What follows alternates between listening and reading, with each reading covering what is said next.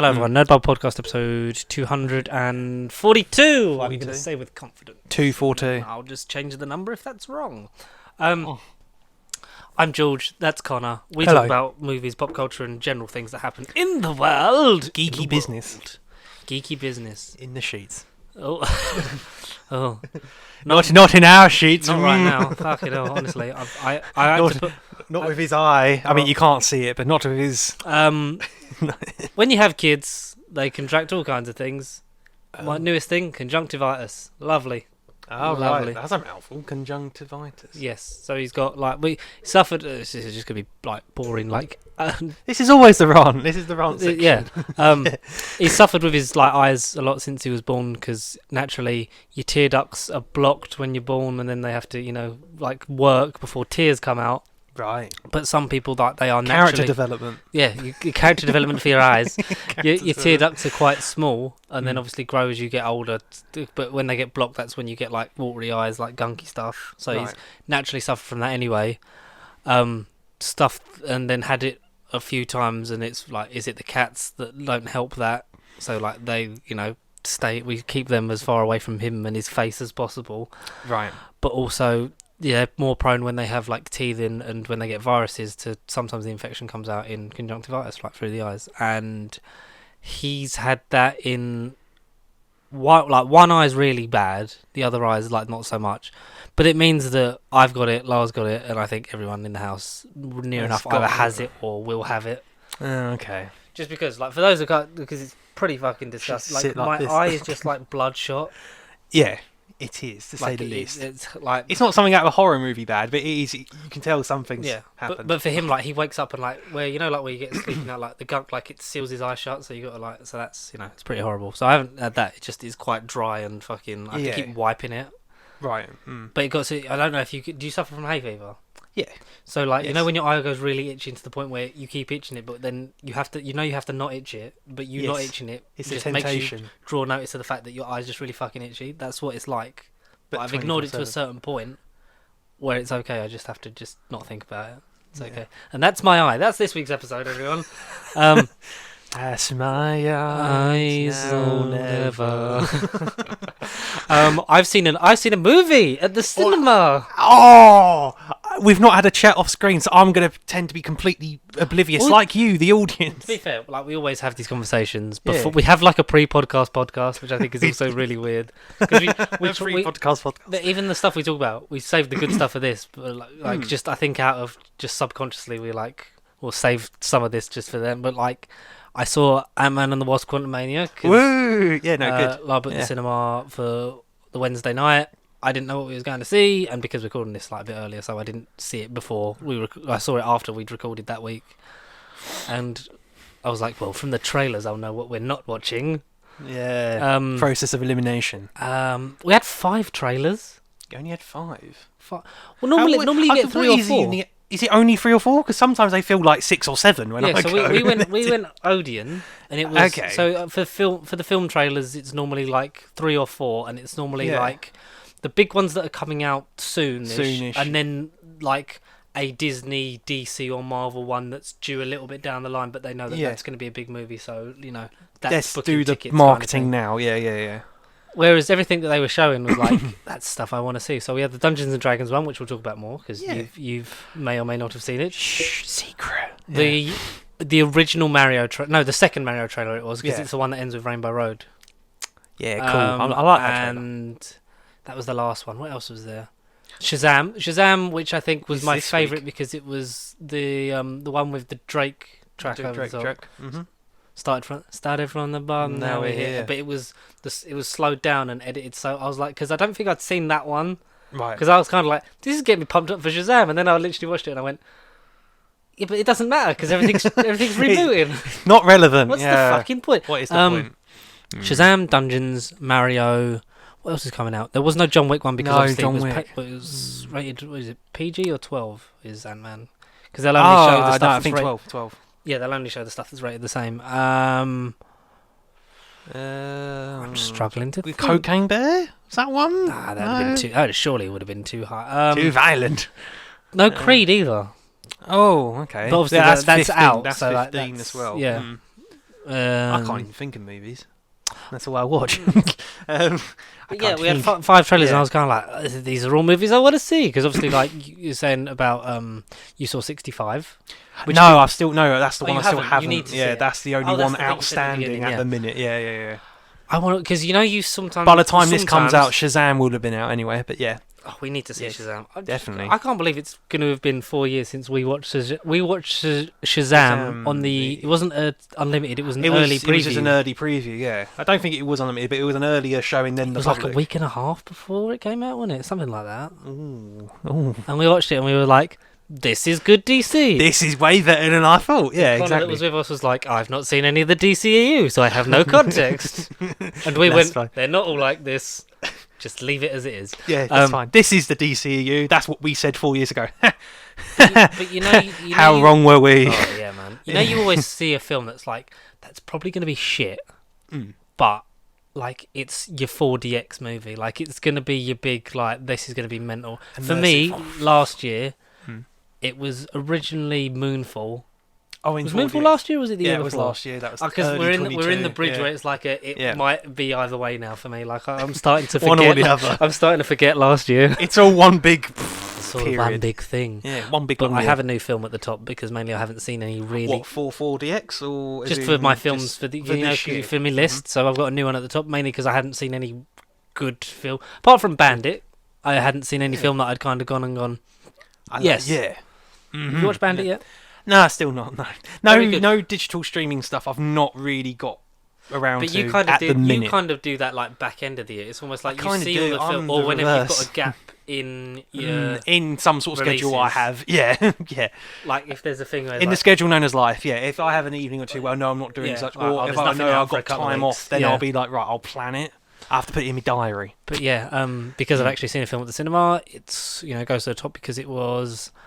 And I'm not spoiling for how I feel about it. It was good. Shock horror. Yeah. At 65, when I saw the trailer, I was like, "This is the 4DX film that I have to see." Because obviously, but I don't think it is. It's only in 2D, which is a bit shit. Is it only in?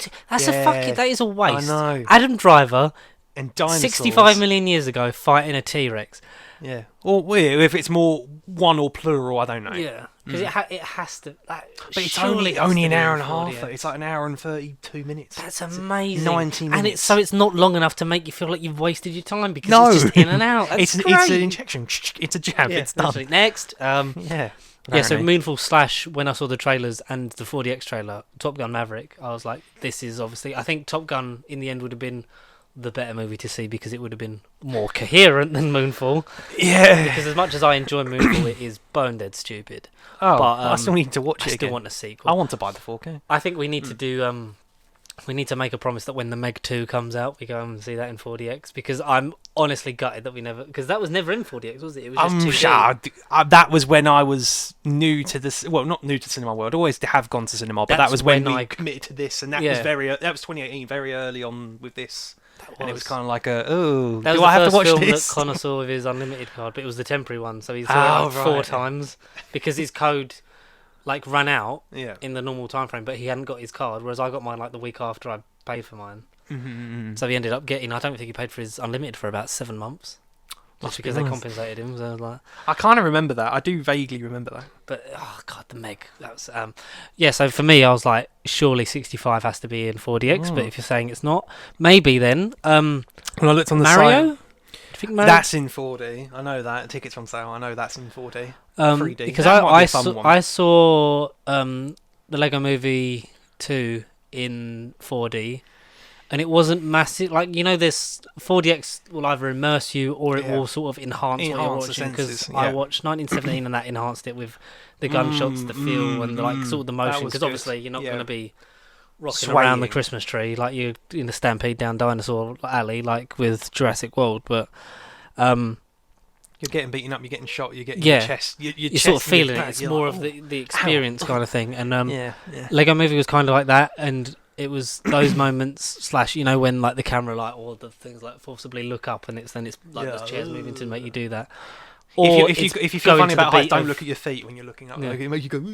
Or you're doing this song's gonna get stuck inside, and it was bopping along to that. And that was about it. And that was like, oh, that's fine, but I could have seen it without this, and I still enjoyed One movie I saw recently in 4D, which I liked, but I still thought could have been more, was Creed 3. I thought it was good. It enhanced. You did get some sort of oomph and action in the fighting sequences, with that kind of sport movie, you're a bit limited, aren't you? Well, you are. Because it's not like Top Gun where you fly in. Yeah, or in like say there was, you know, for me, if I was to rank top 5 4D just in any order, go for it. I think I know what your number 1 is. Well, no, I'm not numbering now. I'm just going to say 5 movies. But Maverick, Moonfall, Shang-Chi, I thought was phenomenal. Especially in the third act. Do you know what it is? I didn't see that in 4DX because just timing-wise, I could only see it in IMAX, and then after that, I only called it in 2D a couple of times. Shang-Chi was phenomenal in 4D. I bet that was. I bet Ant-Man would be good. I saw Doctor Strange in it. Yeah, Doctor Strange was fun. It was okay because it was in Multiverse or the first Doctor Multiverse. Strange? Yeah, I saw. Just because when I watched it, I was like, oh no, maybe, because I was like, it won't be that massive. And then I was like, oh no, remember in this film, maybe it will, and it was. Like, especially the opening bit with the other Strange. Sorry, so your other ones you've done? Maybe, I don't know, if I was to go for like a kiddie animated one, but I'd say Sonic 2 even, maybe. Oh, I thought, go on, say your last one. And if you... I mean, I'm trying to think, there's so many in the archive. Can I say the one I thought you were going to say? Yeah, go on, yeah. It might be it. This is one you said to me was one of your favourite 4DX experience, was... Clearly not. Was Dragon Ball. Of course! That was the one! Save the best till last, and that was the one I forgot about. And that was literally Saturday morning cartoon, you're in it. That is a good thing to sort of have like that. But say, like, if you had a Ford versus Ferrari, like, at least with driving, there's more to have in the motion than just No Time to Die, apart from the driving sequences and, like, the third act gunshots, No Time to Die was a bit of a, is that it in 4D? Oh. Yeah, whereas, like, a Jurassic World...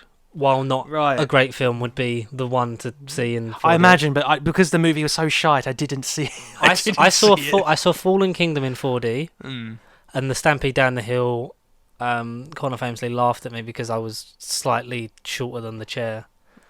But so I was rocking back and forth a bit more than he was, where obviously you and him are taller gentlemen, so you fill it out more, so there's less altitude alterations. But no, that was good. I think my favourite 4DX is... Well, I don't know, because I either see the stupid shit or I see, like, good films, like, just in it. Like, I enjoyed the Doctor Strange one. It enhanced my experience because that was the second time I'd seen it, so I enjoyed it more having seen the bad reviews. I kind of went into it like, this is just fun, and I'm immersed in it, and I'm having a lot more fun with this movie than you lot are. Bye! Yeah. It's hard. Probably, I think you just need a stupid big blockbuster popcorn movie. Yeah. I think. Did we see Godzilla King of the Monsters in 4D? I know. Well, did I even see that with you in the cinema? Because at that point, I remember saying many episodes ago, I have not watched any of them. Do you know what I'm thinking? It's Hellboy that we saw. In 4D? No, we just saw Hellboy. And that I remember seeing, and that going, oh my god. Because I come back from the toilet, I went, what did I miss? And you went... Nothing. Essentially nothing. Mila Jovovich talk for a minute, and then by the time you literally walked in, she'd gone from the frame, and it was like, well, you've missed a conversation. You've missed one conversation. You've missed a conversation. And apparently a bit with Merlin that even when I watched it, I was like, the film makes not any zero sense. If anything, it makes less sense than when I missed it. Yeah, right. I think I must have seen it with Connor then, because I think I did King of the Monsters. I wanted to see Kong, like Godzilla v Kong in it. But I think that was one I saw, but I don't think it was in 4D again. I think if you've got a big monster or something stupid, have 4D. That should be the rule. Yeah, is the rule. Yeah. Because the Marvel ones are okay. I mean, our one that did you come with us to see Spider-Man Far From Home?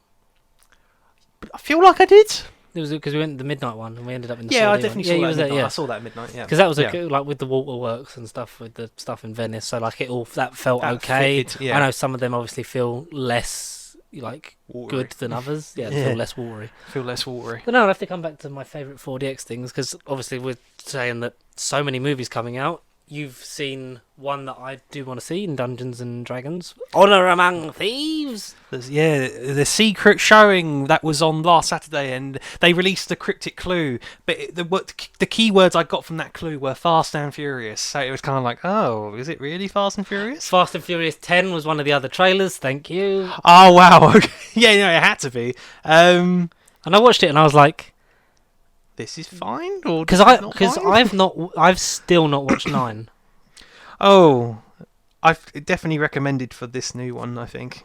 I didn't never watch 9 because, again, like Connor went to see it and it was just like, don't bother, it's terrible. With all the space stuff and that kind of shit. But I was like, oh, thank God. Because I'm one of the people that I like 8. I think 8's okay. In terms of like the payoff for, and now the villains are all kind of friends, and maybe we should end this franchise soon, and then die. But no, we've got a filler film before the 2-part finale. Exactly, yeah. So that's, I don't know. It's the weird transition one that, it happened. It was a good 4DX movie. I remember that. But I don't think it'd be top 5, but like it was up there for 4D, and I no doubt number 10 might be a good 4D experience as well. But that it happened. I don't remember it. John Cena was in it. I saw him. That was it. Looking at it and you're like, Jason Momoa. Okay. For this new one, Jason Momoa, yeah. Okay. Poster looks okay though. Yeah. Do you want to do your thoughts on Thingy first, or do you want to do what my secret thoughts on the secret movie, which totally isn't secret? Yeah, you do that, and then we'll do the news, and then we'll end with our big. Finally, we can talk about Ant-Man in spoilers. So, the clue to this screening was, in a world where fast is too slow, are you willing to give this a go? Popcorn, salted or sweet, in the dark with no heat, or an ice cream cone made out of snow. So that last line made me think, is it going to be some kid Frozen mini movie? I thought I've read Furious, but clearly I didn't. Dungeons and Dragons. I don't know how you'd got Dungeons and Dragons from that cryptic clue, but hey, whoopee-doo. Yes, so I saw Dungeons and Dragons Honor Among Thieves like 3 weeks early, because it don't come out till like April the 2nd. April the 2nd? It's like March 31st, April 1st and April the 2nd are like the first showings that you can pre-book. Tickets are on sale, but it is until end of March, which is a bit ridiculous. Wow. But hey, with Chris Fine, as I called him off camera. Yeah, Chris like Fine. Chris Fine. Because you're not engrossed in, because when you think about it, Chris Pine hasn't done a lot. Not as much as I thought. Yeah, but he feels like one of those leading men. I'm like, he's one of the Hollywood Chris's. He is one of the Hollywood Chris's. Which we will, after Connor talks about this, we are going to rank the Hollywood Chris's. But I would just say that we can. You've prior to this, you've not watched. What have you watched him in? Star Trek 09. Let's get his filmography up. This Means War with Tom Hardy. I remember that. I like that. Yeah, I watched that for the first time the other week, didn't I? I told you about that, and you were like, good choice. Yeah, fun choice, that one. Wonder Woman 2017, and the other one that didn't happen. Wonder Woman 2, which was... He didn't need to be in Wonder Woman 2. No. I've got his I'd still take him in the MCU, and then we've had all 4 of them. Right, I mean, at this point, it needs to happen. Conquest. Rise of the Guardians, that's fine. Yeah, it's an okay animated film. Horrible Bosses 2, yes. Yeah, oh my god, yeah. I had seen both of them, yeah. That's one of the earliest things I think I remember him being in that wasn't Star Trek. That wasn't Star Trek. Wonder Woman. Because the main thing I know him as is Captain James T. Kirk. And watched Peter B. Parker in Into Spider-Verse, which I because it was the stuff with original Peter Parker in Miles's universe was just dubbed with Jake Johnston anyway. But then when it comes to it was like, that's Chris. That sounds like Chris Pine. That's Chris Pine. It is Chris Pine, and it's kind of a cool like 20 years ago. Oh, and Don't Worry Darling. I know I saw him recently. Don't Worry Darling with Harry Styles and Jesus and Spit on Your Red Carpet. Spit on Your Crotch, Harry Styles. Harry's Styles. Harry's Spit Styles. Harry Spit Styles. Yes. Yeah. Controversial movie number 1. Like I really like Chris Pine. Like he's I've never seen him be terrible, but I've also not seen a lot of his stuff. The definition of fine in my book. I don't think he has the Matt Berry charisma or any leading qualities that I'd like in my actors. No, so he hasn't elevated anything that I've seen him in, but he's the definition of fine. You see him and you're like, I'm gonna have a fun time. Like I'm gonna at the very least I'm gonna switch my brain off and have this movie is more fun than perhaps a lot of the ones I've seen him in, but that's part of the setting, not due to him. I just think it's the movie, it's the setting, it's fantasy, and it's look, there's a dwarf. That's definitely not Keanu Reeves in John Wick 4. because I went to the loo, missed the secret showings. I didn't hear no one go like, ooh, yay, or I was going to take a caption and be like, John Wick 4. But I missed it. I literally saw a tower and snow, and I thought, oh, is this going to be like Joe Danny Wick in like childhood in Belarus where he's being captured by like the KGB or some shit? What is this? And then you see like some fucking Shadow of Mordor like goblin, and I was like, oh. Did you immediately know that it was Dungeons and Dragons? I didn't know. I didn't. I was like, this ain't John Wick. And then I saw Chris Pine and Michelle Rodriguez, and I thought, right, okay. How is Michelle Rodriguez in this? Because she is, in Fast and Furious. I know a lot of that as it goes on. It's like, let's make a convoluted continuity thing of you're dead and you're not dead again. You're not dead. But then it's family and space. I mean, I associate her with Resident Evil because that's the early ones. I don't know if she's in all of them or whatnot. But no, she had good action sequences. Her character later on had more emotional depth than maybe I would have put on paper, because to me she's just like action star, badass coordinator, action movie star, action woman. If action woman was a toy, it'd be her. But in this, she plot wise, she had a lot more to do. She had more emotional depth, and I kind of cared about her character by the end, and she was one of the better things about the movie, I guess. But on paper, I'd been like, she's fine. But by the end, she was more than fine. A standout that three people that I'd say stood out to me. Justice Smith, who plays like this cocky mage in the trailer. Like, what was his character's name? His name's Simon. I thought it was something mythical, but okay, he plays Simon, who is this failed mage who fancies another cast member whose name escapes. Sophia Lillis' character. Yeah, Sophia Lillis, who was Bev in It Chapter 1 and 2. It's her. Because Justice Smith was also in Jurassic World, wasn't he? Detective Pikachu. He was the guy in Detective Pikachu. He was the guy. I know him from The Quarry, motion capture. He looks different in the game, but it's his face. Okay. I played that very recently.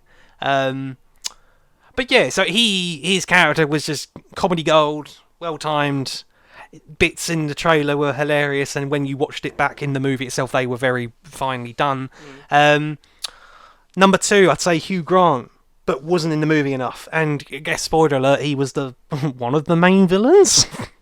He was one of the main villains, and he was quite pleasant and more akin to the Gentleman's Cockney character performance, but toned down, but still mythical and pantomimey. But still hilarious. Like we were saying before, I love the transition he's had to character. I know. Typical rom-com heroic love interest to now character method actor that just plays fucking odd characters. But have you seen the red carpet interview that's gone around with him recently?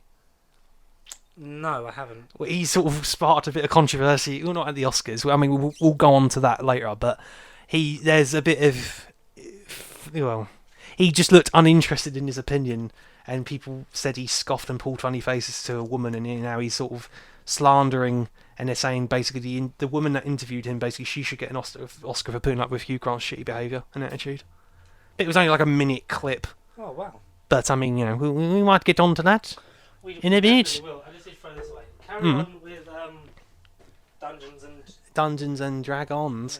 No, but then the last standout, who I want to give the biggest shout out to, is, I'm going to butcher his name, but Regé-Jean Page, or the Prince from Bridgerton. And when I say the Prince, I mean the Prince. The Netflix the Netflix Hollywood hunk that everyone kept talking about. Also named Simon in Bridgerton. But Regé-Jean Page. Regé-Jean Page. Yeah, runner up for Bond still. He's still in that conversation somehow. Yeah, the only reason I didn't want him for Bond is Invasion, I think.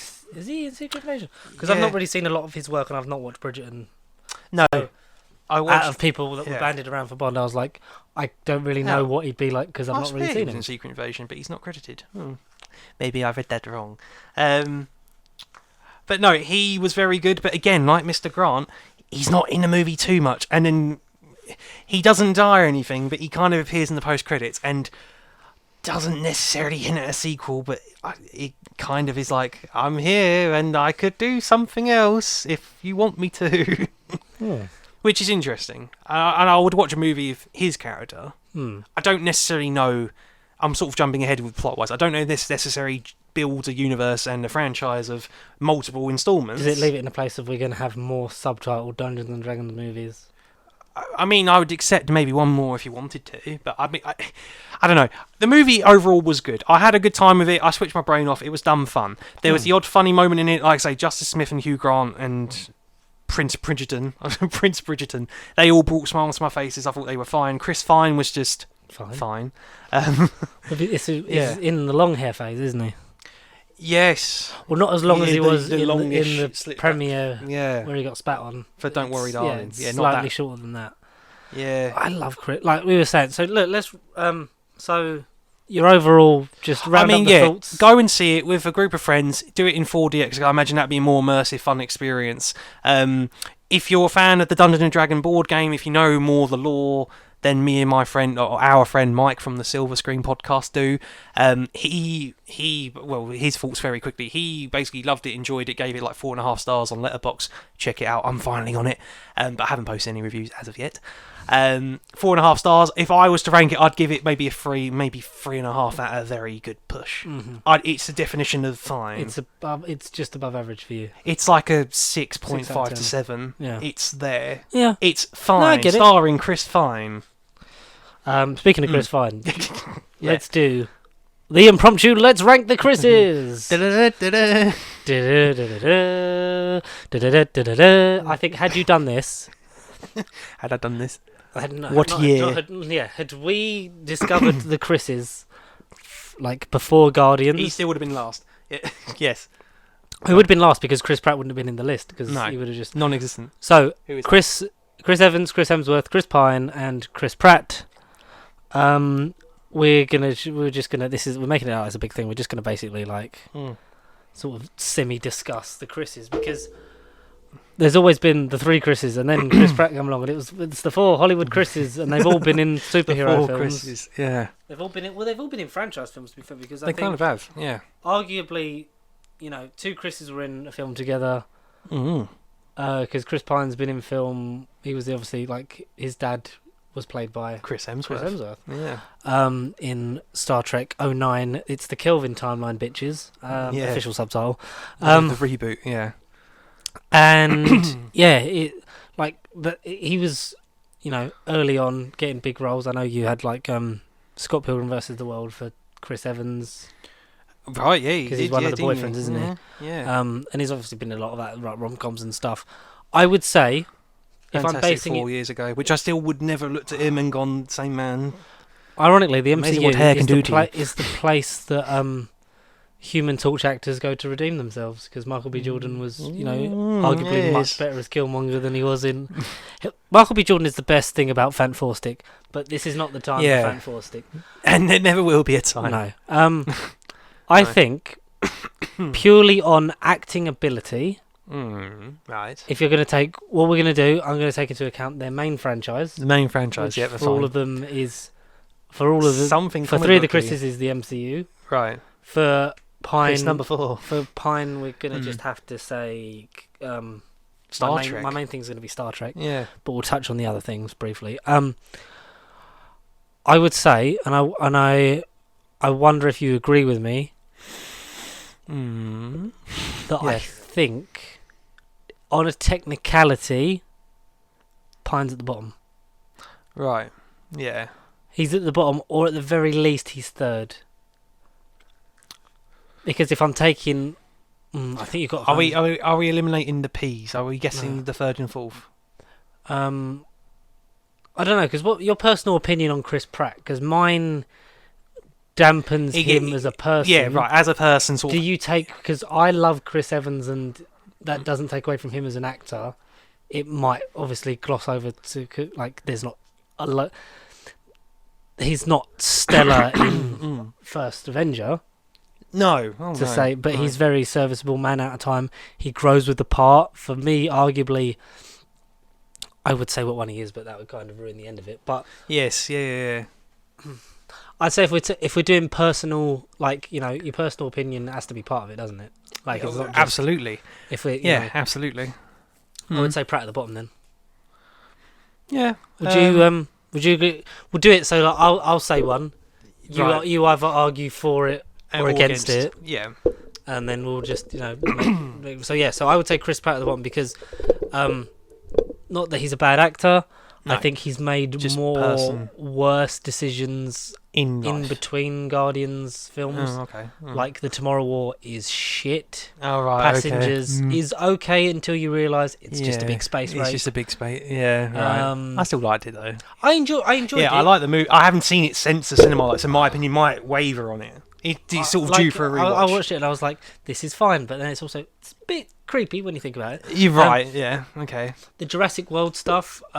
He is the least evolved character out of the new ones. Yeah, right. I think Bryce Dallas Howard gets the most to do over the 3 films as Claire. You know, he's practically non-existent in Dominion, really. Well, he only got cast in the 5th one because someone dropped out, and I always forget who it was. Oh, I don't know. I wouldn't know. But, no, I wouldn't know off the top of my head. It's like how Daniel Craig was in Cowboys and Aliens because Robert Downey Jr. dropped out. And I always find that as a weird casting replacement because obviously Jon Favreau directs it, so he had RDJ onto it, and then Daniel Craig and Harrison Ford. Yes, so but it could have been Robert Downey and Harrison Ford. I never knew that. There you go. But that's a weird one. We would do a special thing of like castings that almost happened or didn't happen. Yeah, right. I like that. But I forget who he replaced in the original notes of him being cast in World. This was like obviously late 2013. Early 2014. News, right. I remember like hearing about it. It was like and then Chris Pratt's did it, and it's like, oh, the guy that's in Guardians of the Galaxy, but that's not come out yet, kind of thing, because we still hadn't seen him be a blockbuster star. He arguably is. Because really, the only thing behind his name was Parks and Recs, Park and Recreation, Parks and Recreation, whatever you want to call it. Parks and Rec is a great show. Have you watched it? I've done the first season. I just haven't carried on with it since. But yes, no, I've enjoyed because it was only like 6 or 7 episodes in that first season. I'm one of them people. I think I enjoy it more than like Friends, Big Bang Theory, and I think more than the American Office. Really? Okay. I really like what Adam Scott and Amy Poehler do in that show, and I like Chris Pratt in that. Apart from when he's does the weird thing of I'm going to do this take, but I actually have my balls out, stuff like that. Him supporting and funding a homophobic church does dampen it, and it's one of the reasons why. And I wouldn't have known personally if I hadn't met you.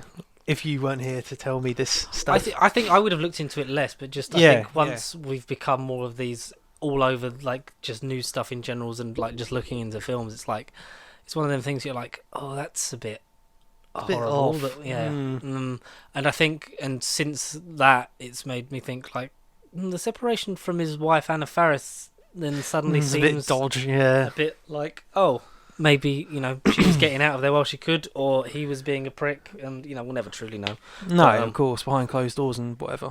But for me, the personal outweighs because the best thing he does is Star-Lord. Right. But we know, unfortunately, this will be, at least for now on paper, this will be the last version this version of the Guardians. Yeah. And his personal circumstance, having him at the point where I think that they're the last of the ones that were signed onto big contracts that are sort of coming out of it. Yeah. I think Don Cheadle's one. Armor Wars is the last thing. The last thing, but, surely. Poor guy. He's been delayed for so many years. With like Sam Jackson stuff was done. I think Captain Marvel was a new thing that they just like renegotiated or whatever. But like they're the last of the stars that like this is the end of their thing. So if you're gonna get rid of because these things make money. The way they make more money is to pay people less. Yes. How do you pay people less? You don't have one of your big stars go forward. Because as good as Robert Downey Jr. was, it's been better for them as a business standpoint for him to not be in any more Marvel films because they don't have to pay him 50 to 70 million to be in an Avengers film. Yeah. So, and I think just with the controversy, it's just a nice place to cut ties. And, of course. Yeah, no, definitely. And I think to then not have the lingering thing of he's out there, just kill off Star-Lord because he was our gateway and our emotion in the first one. It seems our emotional centre for this one will be Rocket. Yeah. Because I know he's been a focus, but sort of like less. Like the second one was more focused around Star-Lord. The second one was kind of Star-Lord's movie, really. Yeah.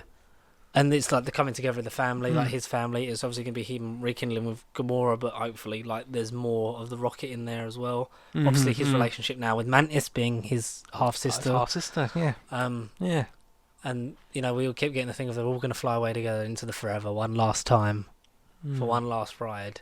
I think they're not going to kill off all of them because franchise. Disney will still want longevity, money. Yeah. When it comes to a reboot, they want some prior connection to the previous installments. Something to go. Because I remember. Do you remember when the rumor for a while was the end credits for Iron Man 3 was going to be him jetting off into space, and then it would lead into Guardians of the Galaxy because. At the time, Tony Stark was on the Guardians of the Galaxy because he was doing some outer space stuff and kind of joined up with it. Like, in the comics, right. Done, so it was kind of like, were they going for that angle? That would have been a good. Maybe that would be a what if episode. Who knows? I don't know. That'd been cool, actually. Yeah, but and I remember hearing about that at the time. So I'd say Pratt last.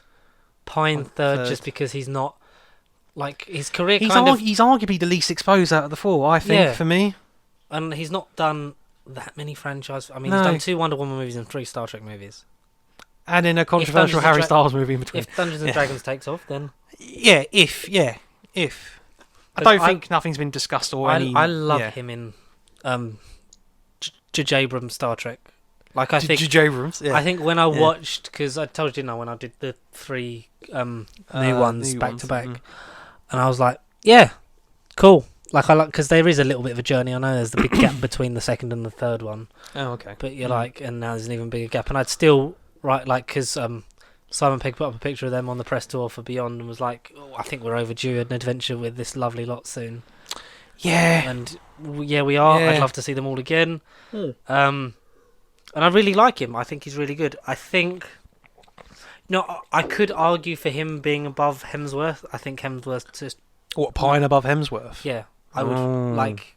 And I'll say why in a minute. Yeah, okay. No, but we'll agree that those are the two, that Pratt and then Pine?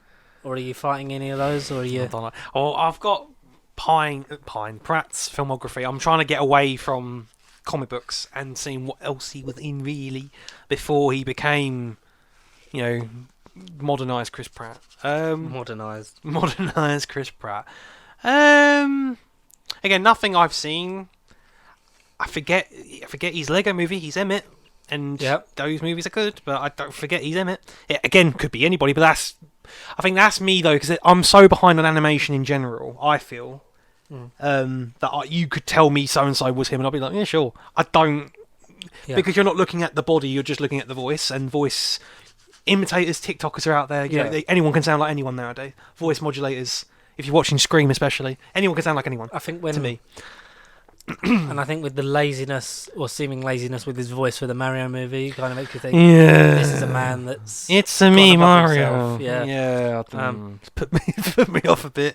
I mean, I'm still going to see it. The Mario movie is the Mario movie, but again, it's the voice. Maybe Chris Pratt. Maybe there's a bit too much in his name. Maybe some are just. I think he just doesn't try anymore. No, because he's so accustomed to Hollywood, and he's the Star Lord, and he's now just like, I'm Chris Pratt, damn it. The interesting thing will be, what will he do with his career post Guardians? Because not saying necessarily Garfield. He's voicing Garfield. Yeah, I remember seeing that because that happened not long after they announced it for Mario, and they were like. And people kept making joke tweets of next week he's going to be announced as like a new like fucking another animated mascot or something, like he was going to like loads of that kind of shit. And he's in the Russos' next movie for 2024. I just read Andy Machete's name as a producer, so it was like it's for Andy. Oh, Andy Machete. Was it directed by the Russos, produced by Andy Machete? Yeah, directed by Russos, based on the book by Salman Stalenhag, I'm guessing European. Andy Machete is a producer. Millie Bobby Brown, Chris Pratt, Ki-Hu Kwan, who's a popular name at a certain Oscar event, Stanley Tucci, Brian Cox, John Guy Esposito, Anthony Mackie, Billy Boffel. Sounds good. Netflix movie for next year. Yeah, because they've got their production companies done of The Electric State. Because they didn't know that. they got a lot of their stuff like signed up for Netflix, I think, with their production company. I know they produced Extraction. They didn't direct it. No. And Extraction 2 is coming out at some point. I think this year, yeah. With another Chris that we're going to talk about. Yeah. I like that they kind of used their other MCU actors, because you had the Grey Man with Chris Evans. They're going to use gradually all the Chris's again. Maybe they'll get Chris Pine in something. Get him some more exposure. But yeah, I think Pratt, Pine, are you agreeing Yeah, I think retrospectively now, looking at it, I mean, some of these movies I do need to watch anyway. Some of them are due for a rewatch, like Passengers. Her, I was meant to watch that for ages ago. And even a Lego movie. I like Her. I'd argue that I do need to watch it. I want to watch that. It's mainly Joaquin that's the best part of that. Yes. What? And Scarlett Johansson's the AI, isn't it? That he talks to and invents or whatever. Yeah. Yeah. I definitely need to watch Her. Sounds like a prequel to you. Because I remember for the longest time after Guardians, and then just before, it was either just before Jurassic World happened, or once Jurassic World had come out or whatever, you had when they make a new Indiana Jones, it should be recast with Chris Pratt, and it was like, I've never seen that. Bradley Cooper to a point, because Bradley Cooper gives a bit of the no shits given attitude of a Harrison Ford.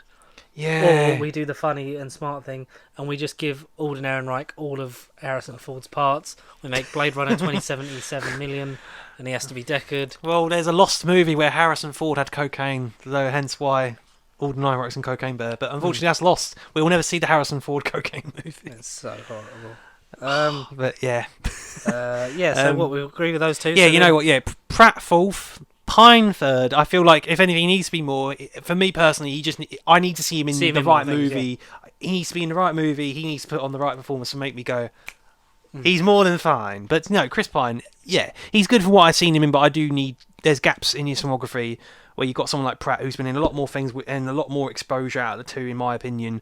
But again, hearing the not so great things about his personal life and the odd, and I know there is inconvenient timings of stuff, and yeah. I don't know. There is backlash for Pratt. There's the thing of, separate the art from the artist, a la J.K. Rowling from Harry Potter. Yes. I can do that from the books and the films to a point, because they were such an intrinsic part of my childhood that I enjoyed them. It's the reason why I struggle to watch Fantastic Beasts, is because of this woman hates transgender people. I don't really want to give her money, kind of thing. You know what I mean? Yeah. So with Chris Pratt, it's kind of like I enjoy your character, and I've enjoyed you in, but even in the Jurassic World movies, as it goes on, he does less, and you could arguably have anyone there. Yeah, that's what I mean. I think, bar Guardians, there's not been a thing where I'm like, I'm enjoying your character, I hope they don't recast you. Right, yeah, totally. But if I'm hoping that he dies in Guardians of the Galaxy Volume 3, I really am. And then maybe being away from that and the stardom, he goes on to, make some more interesting picks. Do a couple of smaller movies, maybe do a different franchise. Right. See where you maybe end up. Something less superhero-y and just, be his own man. Tell you what, get on board with the Planet of the Apes franchise, because that is the rewatch I've been doing. Right. Because I'm looking forward to Kingdom of the Planet, because I forgot what it was called, because I remember that it got announced. Because obviously, we spoke about it maybe 3 or 4 episodes ago. Weswell's doing it. Yeah. It's going to be set a little while after, because obviously it will be. And since then I was like, you know what, after I did... It doesn't have a release date, does it? Or was it 2024? It is next year. And I think I saw July, but I could be making that up. Yeah. But yeah, Weswell directing. So I rewatched Rise, Dawn, and then I'm watching War. I'm going to try and watch a bit of that today. Because I forget how fucking long War is. War's like 2.5 hours long. Like, it's 2 hours and 12 for Dawn. Yeah. And then Rise, I think, is just 2 hours or a little bit less. Yeah, it might be like 1 hour and 50 or something. Yeah. I want to do a thing about trilogies, because that Creed, I think we need to, bar superhero franchises, what is the best trilogy? Like, new trilogies, because I think the Apes stuff is up there. Oh, absolutely. I totally agree. And they've got every single one on Disney Plus. So I was tempted to go through and all of the Planet of the Apes? Every single one? Or just the modern 3? The Charlton Heston 5, the Tim Burton one, and the new ones. Oh, so I think that is pretty much all of them. Oh. So that I can rewatch. Now I can even watch them. That's what you should do. You should do a thing, we'll do a thing where we'll do the Charlton Heston 5, which I believe is Planet of the Apes, Oh god, Beneath the Planet. Yeah. Go on, you get it up, and I'll try and Why not? Ding him. And then I think we can unanimously say that probably Chris Evans is number one, because I think Chris Hemsworth made some worse choices with movies outside of Thor. Men in Black International. TV series. Hang on. And plus, Thor: Love and Thunder was not great. Not great. Not saying that's his fault, but he's been in more bad Thor movies than he has good ones. Planet of the Apes. Beneath. Yeah, Beneath. Yeah, okay. Yeah, well, you want to guess? Beneath. Yeah. Escape. Yeah, that's number 3. Yeah. Conquest. Yeah.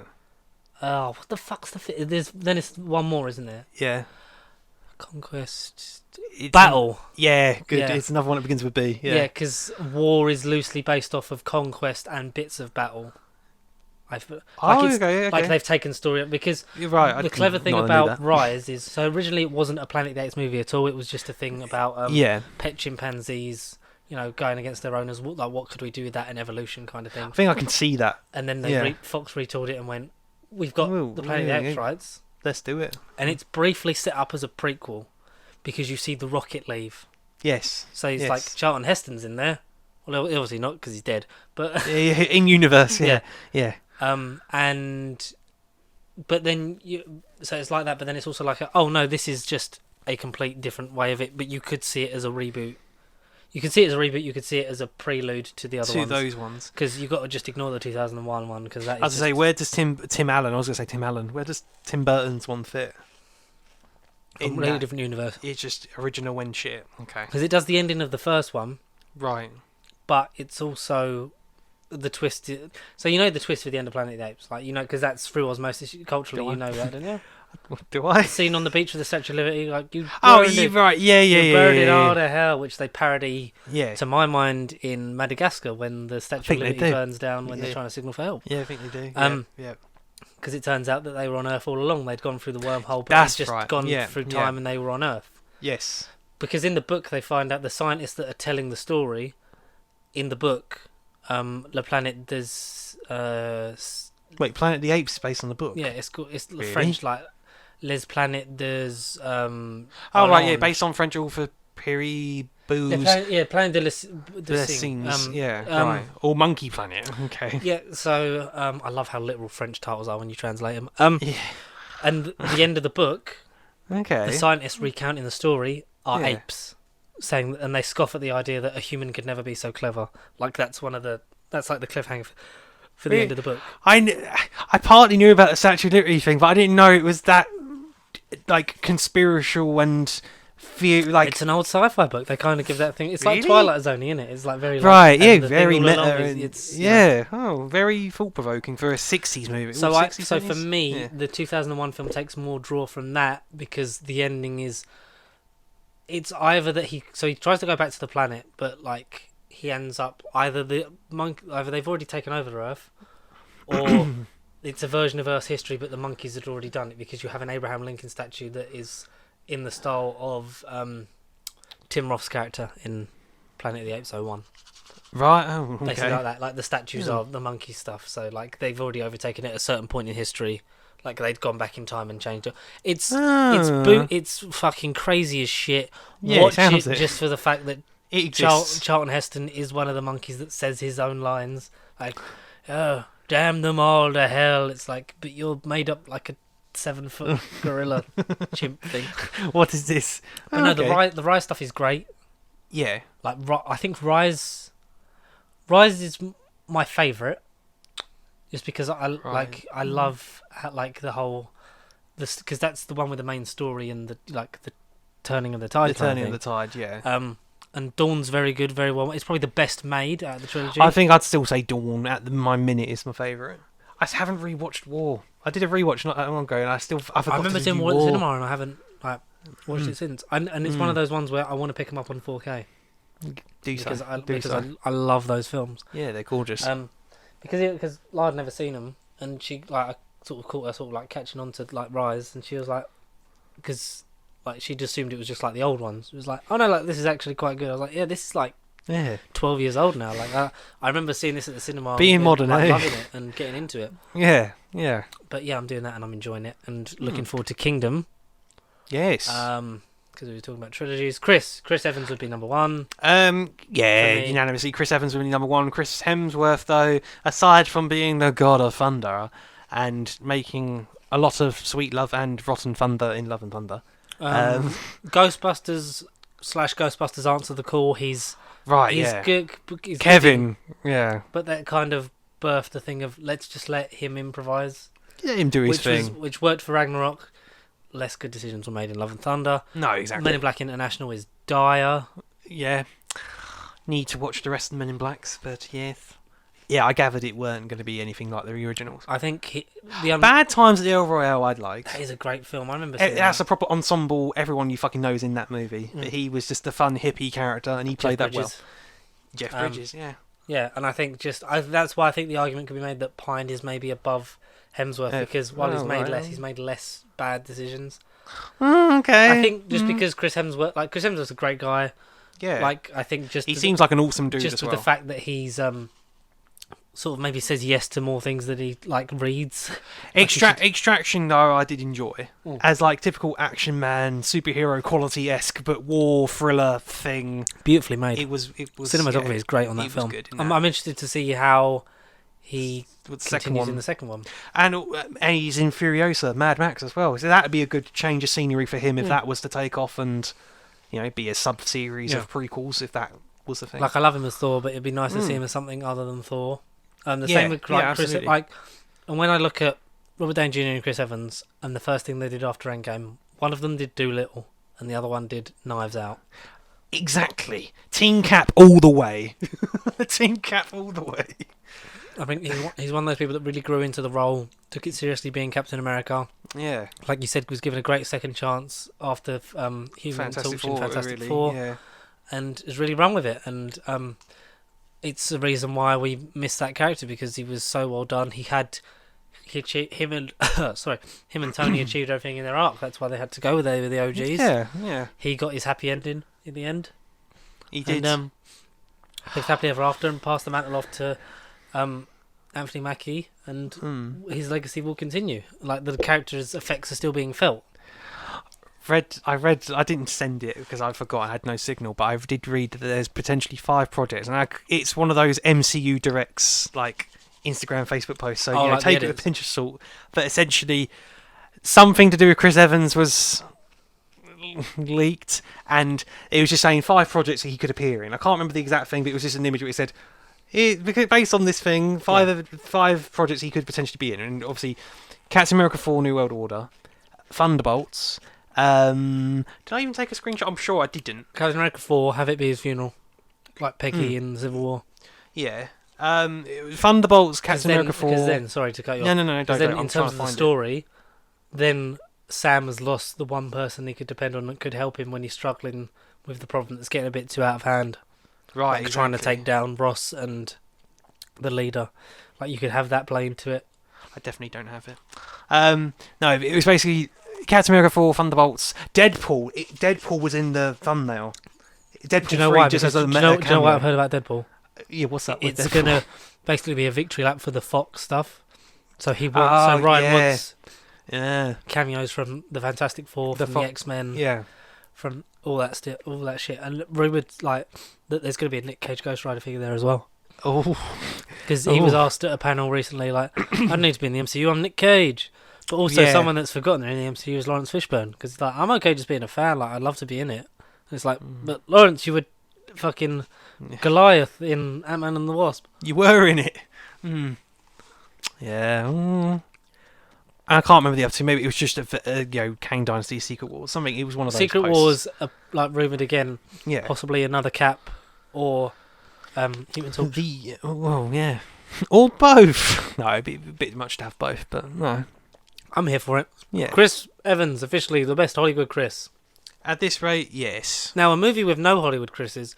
We're going to talk about the Oscars next week, just because we can actually sort of go into it, because we're at an hour and there's a lot we want to finally get off of our chest. Catch up on a bit, I guess, yeah. So, we'll do Quantumania, and then we're going to... we'll talk about the Oscars results next week, because that was last night or the night before? Sunday. Sunday?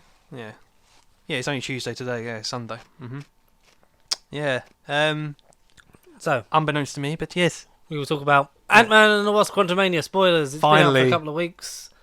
A month at this rate, yeah, a month. Take away your week of COVID, then that would have been. Yeah. We would have done it maybe last week. Yeah. Yeah, or the week before or something like that. We would have definitely But we're going to go straight into spoilers because you've seen it. If not, fucking go and see it. It's still in cinemas, I believe. Yeah, tickets are still on sale. And bottom line, worth a watch despite what the reviews are saying. Yes. Pleasantly surprised. Like when I went into it, obviously with the reviews and stuff, it was like, oh, this could be bad. But you know, I'm sort of more optimistic. I think I learned from Doctor Strange. If I kind of took it, acclimatise it, go into it, and then draw your own conclusion. Was you expecting bad, or what we've been sort of building off the last couple of episodes, like MCU bad, where it's baseline quality is there, but it's just not as good as it? Yeah. There was a fear that it could have been like that, and maybe it would be the fatigue and stuff setting in, because I know we had a lot at once in terms of Phase 4. Definitely. Because it was the backlog of, we've made this stuff and we need to get it out because we need to go and make pump it. Yeah. So it felt like we were just getting a lot, but I like that they're slowing everything down. Sort of going back at a steady pace. Yeah. It's the first movie in Phase 5. It's the first time that... I think it's the first movie... Like, I think arguably since they announced like where the phase and the saga is going, that we've got any sort of direction and kind of real key journey. Direction. Like we see a destination now. Yes. I think it would have been nice to sort of have a couple, like maybe with the TV shows, just like have a couple of things that you're trying out. But then when it comes to the movie, kind of maybe if like we'd have had a thing in Shang-Chi where it'd been like, and this is where we're heading. Like, because I don't think Eternals would have been the place for that. No. No. And definitely not Black Widow. No. And Spider-Man, it would have been pointed, but it kind of would have been like, and here's sort of a vague destination we're heading towards. Yeah, amidst all the Sony conflict that it's dealing with itself, to then be like, oh look, remember you're part of the MCU, remember who you are, you've got me to come and deal with, ha ha ha ha ha. Anyway, back to Sony. It just would have been, Spider-Man would have been a bit too much for that. It's just a shame that it's Phase 5, because obviously we've got an idea. We see our villain. Yes. Our big bad of... the Conqueror himself. At least one, if not 3 Avengers movies. And the reason we say I do like the idea of 3. Is because, like we'd said before, they'd rumoured to at least have had discussions of Secret Wars being a 2-parter. I think unanimously we agreed that that's a good idea, because Secret Wars is such a big thing. The way the MCU is going and the way the content's been pumping out, not over the last year, but even after jumping ahead off of Quantumania slightly and where we'd left... And the fact that they're not delaying / pushing things back. I mean, nothing's been confirmed, but it's just, literally the last month, it's been 2023 a month ago had a very different lineup. Not quite 2022 bad, but we had like 3 or 4 shows. We knew roughly one for each season, but now over the last 3 or 4 episodes, say, things have been pushed back. We don't know what's coming out. We don't know what's out this year. The teaser for Loki, just to get it off my chest, the teaser for Loki, if it, for whatever reason, doesn't come out this year, or it's one of the last projects to be out this year, it's a bit out of place. Yeah, it's because they've filmed Loki, essentially, haven't they? Yeah, they filmed that scene on the Quantumania set, and like the Loki crew did it. Oh, I like that. Like that scene that you see in the end of Quantumania, that was all the Loki crew. It had nothing to do with Peyton Reed and none of them. They cool. just did that. Yeah, I think we've definitely got to have it this year. I would delay What If you're gonna have What If and Secret Invasion. Yeah, yes. Because I'm fine with that. I think like you're right, we do need Loki. Our big bad for possibly 3 Avengers films, because Kang has to obviously get defeated, but we also need to have some room for Victor Von Doom, because Secret Wars without Doom. Secret Wars number 2. Especially if you introduced him in Secret Wars Part 1, at least you'd have Part 1 and Part 2 to sort of get Doom and then have him in a future Fantastic Four. I mean, he could always be in Fantastic Four, their upcoming Fantastic Four. But again, I'm a bit bored of Doctor Doom. I'm not, but if he's done right and at least seeded and he's if he actually starts off as a supporting character and then not in that basically movie, he'll get fucked. What we wanted, and what Tony Kebbell wanted from Fantastic Four Stick. Yes, that. Yeah, sure. But judging by the mid-credit scene, and the rumours that the Kang variants will be everywhere, because we can go into spoilers. Oh, we're going to give context. We have to. But for the The mid-credit scene is the Council of Kangs, which in itself is, comes from the Council of Reeds from the comics, because obviously he's a descendant. So I'm still up for the fact that fuck it, cast Jonathan Majors as Reed Richards, and then I'd love that idea. Is when you said it, I was sitting there, I was like, oh, I don't want to spoil it, but yes. Yeah, but I love that. I do love that idea, especially if they are going down. Jonathan Majors is playing every single variant that we will be aware of. Or maybe there's a variant that we didn't know about, because I will go into that in a bit. But so the Council of Kangs led by Immortus, Rama-Tut, and Scarlet Centurion, who was blue and looks like a robot. The weird Mohawky robot one. No, Mohawky robot one was Immortus. No, the blue one, purple robe is Immortus. He isn't blue in the comic, but the purple robe and outfit is Immortus. Oh, with the funny hat? Yeah, with the funny hat. That's Immortus, but for whatever reason they decide to bait and boo him and have the beard. I don't know. Every time they've listed him, they've put the picture of... Really? They've swapped them around? Oh, that's interesting then. So you get Scarlet Centurion, Immortus, and Rama-Tut, which are ancient Egyptian past variant, far future variant that went back to his own time and then ruled there. Yeah. The Scarlet Centurion was kind of a hero. An in-betweeny one. Yeah. Not quite Iron Lad, but he went back and went down a righteous path and then sort of swayed back at some point. I don't fucking know. What was the good one? Because Iron Lad? Iron Lad, I thought was the good one. I thought the Far Future Immortus was the good one in the comics. I think he was basically Kang the Conqueror that got fed up with conquering. Something happened, and then he forms the TVA in the comics kind of thing. But obviously, maybe they've just rolled all that into He Who Remains, and that's the good one. Yeah. Probably. And we get a council of loads of variants, either different alien guises or just colour swaps of the costume for Jonathan Majors doing essentially the Master from End of Time Part 1 and 2. Yes. Where he's playing everybody. It's like, how many did you call? All of us. And it's like, oh, cool. So that's kind of it. And then that's maybe how you get more Kangs in other things, because Rama-Tut is rumoured to be the villain for Shang-Chi Wreckage of Time. Really? Not Fantastic Four? I heard it's going to be one of them, but it won't be him.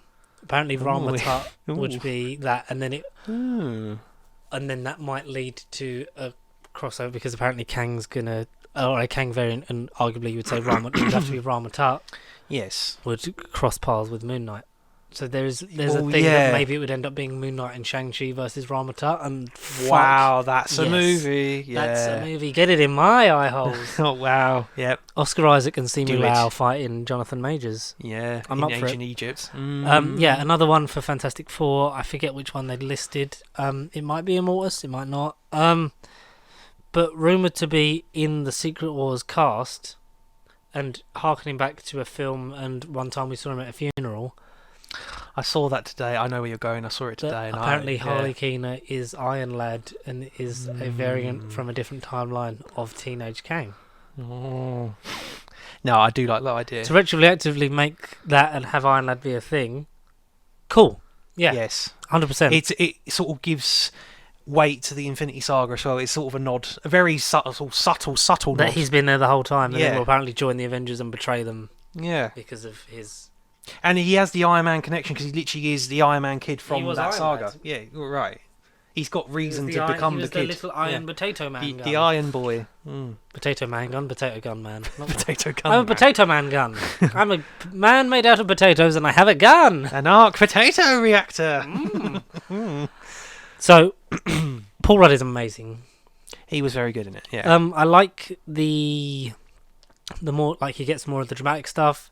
He does get the fun stuff, because, like Peyton Reed said, he didn't want to just be the small scale sort of palate cleanser thing. He wanted to have big intentions, consequences, and watching this film, I could see where people would have the problem. Yeah. For me, I don't know about you, pacing was a big problem. Yeah, I suppose. Yeah. So my main example, when they're in the quantum realm, spoilers. Shock horror. They are in the quantum realm. They go. So Cassie and Scott are with the people, drink the ooze, that scene. So they cut away from it back to Janet and Hope and Hank. Oh, and Hank, okay, yeah. And yes, they're going through the stuff, meeting Bill Murray flying stingrays. But every time it cuts back to them for a good half an hour, they're still at the same scene. Yes. Scott, Hope. Yeah, Scott and Cassie hadn't. They've seen. Right. Yeah. They're literally in the middle of nowhere. Yeah, you're right. Yeah, whereas definitely. Janet and Co had fucking transversing the fucking desert and everything, and met Bill Murray, drank a cocktail, and told him that she shagged him and things like that. Met the broccoli alien and whatever. Holy shit, that guy's made of broccoli. Yeah. What did you think of Holes? I liked Veb. Yeah. I'm glad David Dastmalchian as Veb. Holes. Drink the ooze. And it's a translator. It's like, do you need more ooze? Oh, yeah, good. You have, how many holes do you have? And there was a good the payoff where he gets shot at the end, and La literally leaned over and went, now he's got holes. And he literally went, I've got holes. And then he swallows the, Kirby style, swallows them and goes, I did not know he could do that. Sort of Quasar, but not Quasar was fine. I think, what is the actor's name? He was quite good, but obviously wasn't given a lot to do. Yes. Stop thinking about, that dirty thoughts you're thinking of, Paul Rudd. Right, yeah. His head kept glowing, and although. Please stop thinking about it. I'm trying. I think you look great too with your glowy head. No, you don't. You're kind of saying that. I like the family dynamic between the 5 of them. Hit the 5, yeah. I like that she calls him Grandpa Hank, even though that's kind of like that's obviously sped up because we've not really seen the development off screen. No, because we haven't had an Ant-Man special or anything. That would have been nice, maybe in between. Well, we haven't seen their relationship develop because they were dusted. He was in the quantum realm, and then they all came back 5 years later when Cassie was older. So it's one of those things. I thought Michael Douglas was going to care less than he did in the last time we saw him, but I think he's serviceable, and it's maybe time for him to be killed off, drop off. Another one bites the dust, which is horrible. But then maybe do a prequel series with Ant-Man, they always wanted to, because they wanted to do a prequel film with him in the 70s and de-age Michael Douglas, and he was like, I'm up for that. Especially if, and going back to Fan Four Stick, no, never go back to that, but Fantastic Four, if they are going to do a 60s time travel wreck movie, and it could link in with that. Lost in Time, that's maybe. What I want them. Yeah. I don't know, it'd be a cool idea to thread up on. Yeah, I like that. Maybe you could have done a thing of but I think there's been too much with the quantum realm now. It's like, where do you take the Ant-Man movies? They've all had the quantum realm involved. Scott's got stuck in them all at different aspects for different amounts of time. What's her name? Michelle Pfeiffer in Ant-Man and the Wasp. Previously, I know they had shit to deal with, but it wasn't really an issue I've seen a lot online with Michelle Pfeiffer's character of, we're in the quantum realm. Why? I'm glad you're here, honey, and you're getting me out, but don't stay here because I can't tell you because of this plot reason we haven't invented yet. And then as soon as you get into this movie, I should have told you, but we don't want to go in the quantum realm because of someone I should have mentioned in the last movie. We just assume that because obviously with this we find out. So the beginning is Kang crashes in the quantum realm. Yes. And then the movie starts, and then we learn that Janet's been hiding something from the family. That essentially, she helped Kang fix his ship. She got Kang back his suit because basically his time chair crashed. His TARDIS time chair crashed. Yeah. The multiversal core had broken, so he couldn't do anything. So he didn't have his suit, didn't have his powers, didn't have anything with him. But then turned it back on and managed to get his suit back. And I thought that was quite a nice. This one, it's and then what you can do when you get out, it's just win, and then his suit just forms around him. But then she's even giving him back that gave him the power to sort of do what he's done, which is he makes he conquers the quantum realm. All the people in it, those that were on the run, he eventually makes it into one sort of dystopian society that he rules over with his chair still stuck in his building. And he's like, I'm going to take the whole... No, it's not just me. I'm taking the whole quantum realm with me to the surface. And then is what I'm going to do. We know that essentially he's like, I'm the big bad of the next Avengers movie. You can't fuck with me. I'm glad he... Spoilers, obviously. Well, we're in it, so we're not going to keep saying it. No. I'm glad he didn't get out. No. Because originally the thing was he could get out and leave Scott and Hope trapped in the quantum realm, but then it would have been another Ant-Man movie that ends with him in the quantum realm coming out to help service the plot of during Secret Wars. Yeah, during Secret Wars or whatever. Yeah. And I think it would have been Kang Dynasty because I don't know if they'll kill off Kang at the end of Dynasty, or it'll lead into Secret Wars, and then because Doctor Doom's surely got to take over at some point, being the villain. I don't know, or maybe you just literally have Secret Wars Part 1 have their egos clash. Or unless Secret Wars is name only and it's just to get multiversal versions in. Yeah. And it's not just... There has to be a fucking Battle World and Scarlet Witch and all that shit. Otherwise, I'm not going. I'm going to walk out. And then walk back in for the next showing. Elizabeth Olsen reckons her next appearance is Agatha Coven of Chaos. I read that today. Yeah, at least it's a flashback or like a premonition or a hallucination. I think Jonathan Majors is great in this film. Like, he's not given... I feel like Jonathan Majors is incredible. He gets given whatever he can, and he just elevates the CGI around him, arguably. I did for the CGI budget cut that they talked about. I didn't think it looked that bad. No, I didn't. I thought it was fairly consistent. Considering like 90% of this one really is all CGI, backgrounds. Yeah. It's all it's like paintings. It's paintings. Yeah, literally. I would say that. It's going to be fun just to see him being... I know we got a brief glimpse with the main three, but like just to see him play each variant differently. Differently will be interesting, yeah. Because obviously this leads on from Loki, so if you haven't watched Loki, you'll probably not be as like, oh, that's the guy, because Lars not watched Loki, but she was like she'd heard that like Loki was like a big part of it. Yeah. I had this with my dad. Sorry, I had to cut you off. I had it with my dad. He's not adjacent to the MCU, but he's kind of seen bits and pieces. Mm-hmm. He reckons he has seen Endgame, but can't remember it. But whatever, that's his world. I showed him the finale of Loki just to kind of say, look, this actor's going to be in Ant-Man tonight. He's going to talk about a lot of technobabble and confusions and blah, blah, blah. But this is who he is, okay? And he was just kind of like, yeah, that's fine.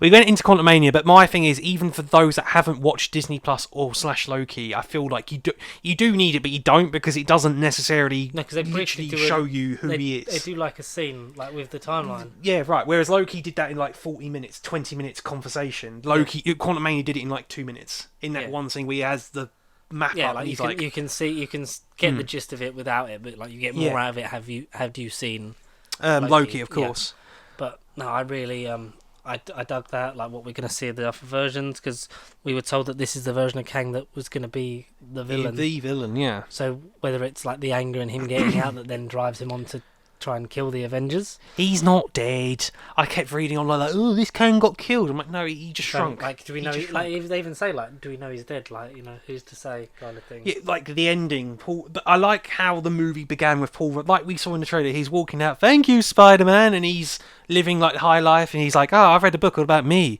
like whatever the book's called. I really want to, and you can even buy it. Yeah, I want to buy that. I really look out for the little guy, and it's like, hey, I'm the most ideal man right now. I get my coffee for free. I like how it ends with, like you say, like it ends with. But he also said if he didn't get out, then the bad stuff was coming. But no, I would have liked it for that twist to be he got out of the quantum realm, but then it's a different timeline because of what happened, because Kang getting out. Or the fact that it's a different him Earth. Not getting out then assembles the Council of Kangs. Yeah. That they then send after. Because they're going to dissolve some timelines and some different things, and we're going to see some heroes from long gone universes. Yeah, turn up. Maybe for one last time. And I was talking to Mike about this in the Discord thing. Yes. Because this is, I don't remember what it was about, but I was like, I want Nick Cage Ghost Rider. I want all of it. It was when we briefly spoken about the Punisher stuff, like Punisher coming back for Daredevil Born Again. But no Foggy and Karen. It looks like. That we know of. The article is worded in a way that it's like they're not expected, but it doesn't say outright. Like, they're cancelled or they're going to be recast. Yeah. I know, but it's still Vanessa kind of. Which is. I know, but that's another weird one. I'm not bothered, but it's still not like. Oh yeah, I'm not bothered by it because I think Vanessa was. She was only really in season 1, really. Because we barely see her in 2 and 3. I don't know. I don't even remember seeing her. No, she's there. She only really becomes Vanessa Fisk towards the end of that season anyway. Yeah, she's very off because he's caught in her, so he's trying to just get with her. But I'm fine with it because it's like people have said, these universes did happen, just not in that way. If you want to see more of it, here's more of it, but it's not necessarily the same continuation. Yeah, from 8 years ago. It's soft reboot / It's the same. Well, it's essentially the same character. They just powered him up a bit more made him a bit stronger. In She-Hulk, shit in Hawkeye when he was getting shot by the arrows.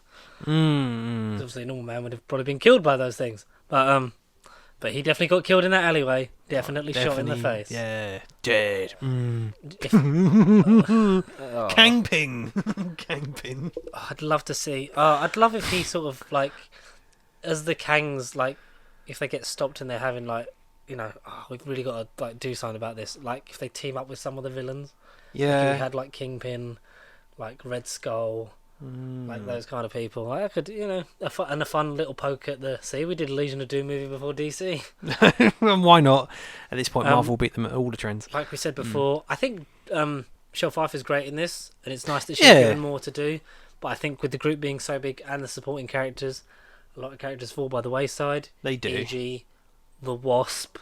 Massively. She's the size of a little hornet in her own movie. Little bee. Yeah. Why is she even in the title? Just, I don't know. Should have just been Ant-Man Quantumania. Exactly. Because it's about the relationship with him and like his daughter and the time he's lost. But even then, I feel like they could have done more with Cassie. Not as an individual, but even more with their... Yeah, because you don't really see, like... Obviously, she's there, she does her, like, speech. She's doing, like, freedom fighter. So, like, she's a like protester and kind of thing.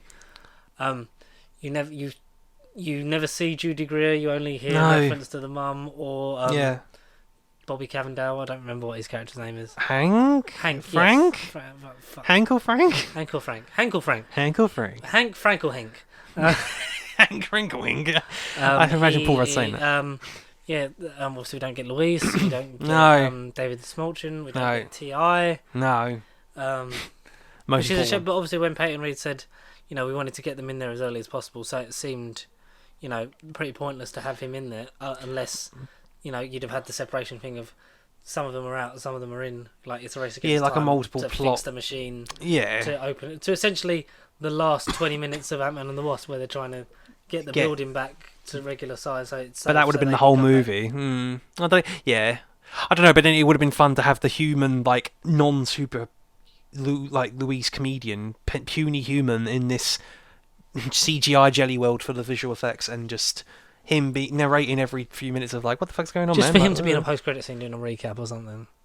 It would have been better than like have him be the jokey one, like because you don't really have two sort of like this is what's coming things, and we have our second post-credit scene that leads into a TV show. Yes, Hawkeye was led into by the end of Black Widow. It was like, this is the man that killed your sister. Right, definitely was him. Yeah, and you obviously get. It's nice to see Tom Hiddleston back as Loki on the big screen. It was like, that makes a change. It's quite sweet. We ain't gonna see it again. But if he's one of the main Avengers with Thor, then it's kind of going to be like that relationship kind of is pointless. It's pointless because it's not the same. It's not the same without each other. We did think that with Loki, but then he kind of goes through all that emotional arc by seeing his life play out. Yeah, this is your life. Yeah. Before he's put back in his death. But then, going back to Loki, the last variant that we haven't said a word of, Victor Timely. That's the variant. Yes, we saw Victor Timely, which was like, yes, fucking Victor Timely. And also because Lars not seen Loki, so she was like, is that Owen Wilson? I was like, yeah, man. Yeah, man. Where have you been? I just said he was this kind of like scary looking guy. Right. It looks fine to me. Apart from a bit of a dodgy wig. I think the sealant at the front of that wig does not suit Jonathan. Oh, Jonathan Majors is great. Jonathan Majors. Can we talk about Victor my MVP? Majors. Yeah. It was a mechanical organism designed only for killing. Yellow jacket. Modok. Modok jacket. Like, that was yellow. Knowing he was in there because Lars said something. She was like, I don't remember if she asked. I was like, no. Do you remember that show that I watched, the animated one of the big head in the chair? She went, yeah, and I went, that, and she went, oh no, because she kind of watched that and was like, oh, it's a bit like Robot Chicken / like Family Guy level of humour. But then, like with that, she watched Modok. No, she like saw me watching it. It was kind of like, that's not for me, kind of thing. Yeah, right. Yeah, it's a bit too much. But she was like, she really enjoyed Modok as well, and I think, like you said, it redeems the character. For me, it does anyway. I mean, I know how it absolutely crosses lines, and again, absolutely ruins the movie because the movie is so tyrannical, conquering, and so important because this is the one with the big stakes. And you look at that thing, and it will provoke some reaction in the sense of, what the fuck am I staring at? You either go, what the fuck, or what the fuck. Yeah, exactly. It would just be, oh my god, that thing's so ugly that it's worse than I ever thought it was. Or, damn, that's Spy Kids 3 again. If you're old, yeah, that's Spy Kids 3 again. Yeah, no, I don't know. It was something to behold. I enjoyed it. I think Corey Stoll did. Every screening I saw, there was a big reaction from like my crowd. It was just non-stop laughter. What was your parents like when they saw that? Oh, they were fine, but they just, my mum burst out laughing, and like she laughed at the name Darren because that's the name of my uncle, ironically. I was just kind of like, out of all names, Darren. But no, and my dad's just kind of like, he was like, yes, big giant head man. At least I died because he died. Like he goes for this. Dies an Avenger. He's essentially like funny Darth Vader because Darth Vader is a weapon of the Emperor. The Emperor in this case being Kang. But this movie is Star Wars inspired in the form of it's the very creatures, sci-fi. the plot. It's basically rebellion going up against the Empire that Kang has built. Yeah, it's literally Star Wars. Yeah, come here and fight. Yeah, because we could do it. Like we could take him down, and like they do it, and it's big spacey. There's no Kang turning into the dark side though. An orby sphere that's raising out of the ground, right? Like a Death Star. It's good. It's sci-fi. It's it's the first in a while. It's like this is a different genre thing we're doing here. Like it felt. Because I know it's like Guardians is very space opera, but this felt very sort of like sci-fi. And just. Like old school sci-fi. Yeah, classical as well, in a way. I think Peyton Reed's work on Mandalorian has helped. Yes. And also, like, when everyone wanted him to be the Fantastic Four director, which, if Matt Shankman dropped out, I'd say Peyton Reed. But no, it's not as a complete trilogy for a director, for a core cast. I think maybe it's my second favourite. What's your number one still? Ant-Man and the Wasp. I think Ant-Man is now retroactively more my favourite just because it's more detached. Like I love all three of them. Yeah. Well, like I enjoy all three of them. Like, believe it or not, I think I maybe enjoy this one the least. Not saying it's bad, but like in terms of a film that does stuff in the arc and going forward. I know like Ant-Man and the Wasp is a bit like I just want to get to the good stuff. Like where's the dusty people? But I do have a lot of fun with that. But it does always feel like the kids' party after a funeral. Right. It's a bit sort of like we shouldn't be doing this soon. Yeah. But then whatever movie would have been in that slot, we would have said about. So it's not the movie being personal, it's just But then maybe if you'd have put like a Captain Marvel there or something else, like you'd have been like, yeah. Or ideally one less movie. You would have had Infinity War, then Captain Marvel to be like, oh my god, she's going to be MVP, she's going to be important, and rather be like, this little sideshow over here. You could have had the big, she's going to fuck Thanos off, and then being like, oh, she didn't do nothing in Endgame. Maybe one movie less. I don't know. Yeah, maybe. Yeah. But I still, I enjoy all three of them, and I'd say second in the Ant-Man trilogy for me. Paul Rudd is good, but also I think he's a bit sort of undisturbed a bit by the script because we're trying to believe that he's I've got to be responsible now and that for my daughter. And then, you get the fun, I like the aspects of, the momentum. Jump, click, punch. Yeah, jump, click, punch. Yeah. See how I did that? It's all one motion. You got to get the momentum so that, when you grow, then the punch carries on with it and then you get more of the strength behind it kind of thing. And she does a bit of that. Catherine Newton's fine. Yeah. I mean, had you got... the original one, but the one from Endgame, Emma Furlong. Furlong, yeah. Okay. Because I forget the name of the child actor. She was good, but she's probably aged up a bit, so she could have maybe worked. But still, I think had you got Emma Furlong to reprise her role from Endgame, I think she would have been just as good, just as fine, yeah, and maybe better because it would have been that's the daughter he went back for, not who's this kid person that has he got a different daughter? Yeah, exactly, yeah. But I like the use of because they're talking about the Pym particle, and they used to actually do something good because her whole thing is at least I'm doing something important with my life. What do you actually do now? Just signing books and stuff. You listening to your own audiobook in the car? No, this is the radio. My name is Darren, and I am not a dick. It's never too late to stop being a dick, Darren. Because Modoc's whole redemption thing is I've been an asshole. Look at me. I like when he's on the ground beating up. He's like, come on, I can take you. Yeah. And I love the way he strokes Scott's face. So it's at least I died. You've always been like a brother to me. Have I? Yes, I have, brother. Like, at least I died an Avenger. Yeah. I guess. You're in. Hope is heavily sidelined tonight. I despise it because there was so much like cut, like the different universe that where they'd had kids together as well.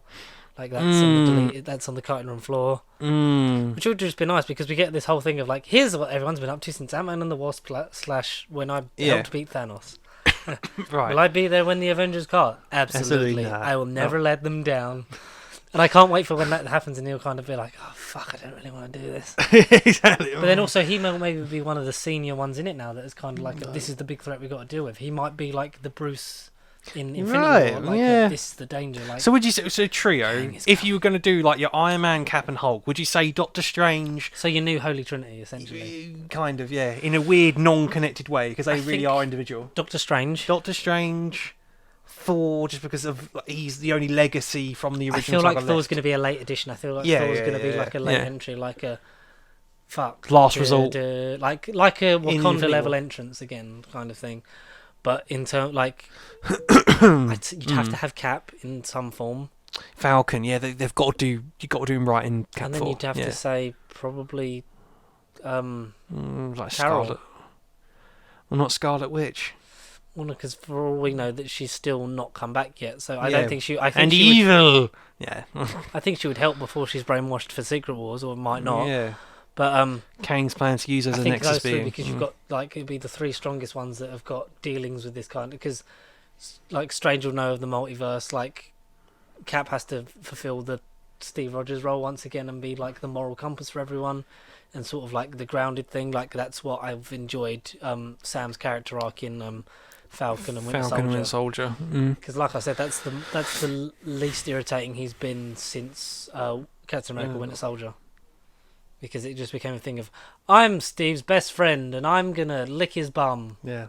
On your right, everything on your left. Everything he does, I just agree with it blindly. I'm Robin to his Batman. Which, essentially, and it's like, I like the character. I really like Anthony Mackie. I wish he was given better. More of an identity. Yeah. Than just like the whole arguing stuff is fun in Civil War, but it's like this is just two of the same character. Two of the same thing. Fighting after Steve's affections. Yes. But, so yeah, I would say them three would be the new Trinity. Which, I'm not against. Like, it would be more of a flat, not a flat structure, but you'd have more, like, people on their level. You'd have Ant-Man sort of be like the Hulk, like the secret brains, because he's been through it before all of them have, really. Yeah, and I like that this delved a bit more into him being smart like the first one. Like, not as much, but there's still a thing of, like, he is a clever guy. Like, he's not genius. No. But, like, he's not a dumbass, and I think Ant-Man and the Wasp leans too much into the that, clumsy side, which then is utilised more in Endgame, because it's like he's the new one on the team. Like, they've got him, experienced. He's got the tech, so we've got to like use him like to help us, and it's his idea kind of thing. So maybe like that. Like, you'd have Hulk and Thor in there in some capacity. You'd have like the smaller level heroes, like you'd have Jen and Matt and stuff, sort of be like either helping like control stuff in New York while they go off to fight the stuff in space. Or like last resort of, we need all the bodies we can get, like portals kind of entrance, and you get like, and that's when you get Spider-Man. Yeah. Well, Spider-Man will probably be senior in it, but then I wouldn't want him to be, because everyone's forgot him. So you'll recognise he won't ever take his mark. It will just be there in the suit, and everyone will be like, that's the guy I remember. Is it going to be a thing of like, Spider-Man helped us defeat Thanos, or is it going to be they've completely forgotten who he is from the get-go? Because they remember Spider-Man. Peter Parker, right? So hopefully it's just a thing of, oh, Spider-Man, you helped us defeat Thanos, and he's using that initiative of that to do that. Maybe that's how you see Miles sort of like seeing him and looking up to him, and see the spider bite for the eventual like continuation of that. But there's places for it to go. I'm interested more in Phase 5 than I was before. Right now, definitely right now. Like, Phase 4 wasn't terrible. Phase 4 was just kind of like two separate, handing a lot of stuff off. Individual projects by individual directors. We don't have connected tissues. We know where Good we're luck. Going, sort of, or Kevin does, but he hasn't told us yet. Yeah.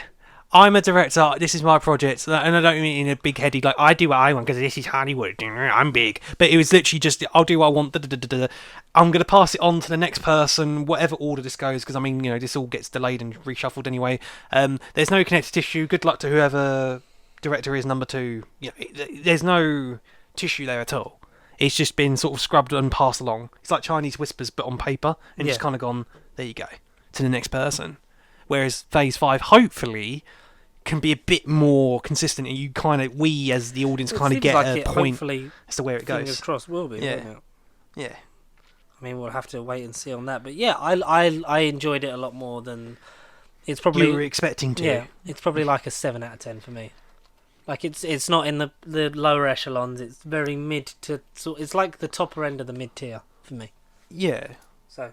Yeah, I liked it. I liked to see, and especially because we're going to get payoff for it, so we're going to see where it goes for the rest of Phase 5 and 6, and where the other Kang variants will play into it. Yeah, and how they will. Especially Loki, like how's this gonna it's gonna be leading into that. Is Victor, because Victor Timely, not to go over him, but Victor Timely is a disguise. He is a variant, but it is disguise. So is that Quantumania Kang that's been shrunk and, he's gone back to the TVA for a reason, and he's going to be real Kang? Maybe he's I know. He fell out of time in the past and disguised himself as time. Mate, it could be. Yeah. Who knows, eh? Or dares to dream, but we are the true dreamers. True believers. We've reached the end. We've talked about Ant-Man and the Wasp, Quantumania finally. And, upcoming movies, hopefully keep on top of them. Me more than anything, not you, because that's fine. But one of us can. One of us is Kang. One of us Kang. Mm. It is 242. Yeah, 242. I got it right in the end. But you can catch us next time when we do more of these on the old social medias. You can follow us at Pasty Sheep across Facebook, Twitter, Instagram, and Nerd Bible Contact. nerdbiblecontact@gmail.com. Please get your emails, your quantum questions. Through the quantum question generator. Through the quantum tunnel, quantum conundrums. But as always, don't forget to like, comment, subscribe, share if you've not done so already. A nice little generous spike thanks to Uncle Pedro Pascal. So we'll do Joe. The we should Oscars. Last of Us, because that ended this week. Yeah, you can do like a thing on that. I will try to do some sort of separate projects myself with that as well. We can also talk about Mandalorian. I've still not watched episode 2. Good. Not what? It's not good. good. No, it's good. Not good. No, it's okay. Good. I'm just waiting for I'm waiting for the and you're still not going yet. And you're telling me where are we? Andor. Where is Andor? Where is Andor? Yeah. Where is Andor? He's dead. Spoiler alert. Yeah. I don't know. I'd love if every episode of Andor ended with just a flash forward to the scene in Rogue One where he dies. Like, I'd respect it. Just in case you didn't know. Yeah. This guy's gonna die. This guy's already dead. No point, guys. A long time ago. Cancel. 2016. Yeah. Yesterday for some people. In a Scarif far, far away. We will see you next time for more.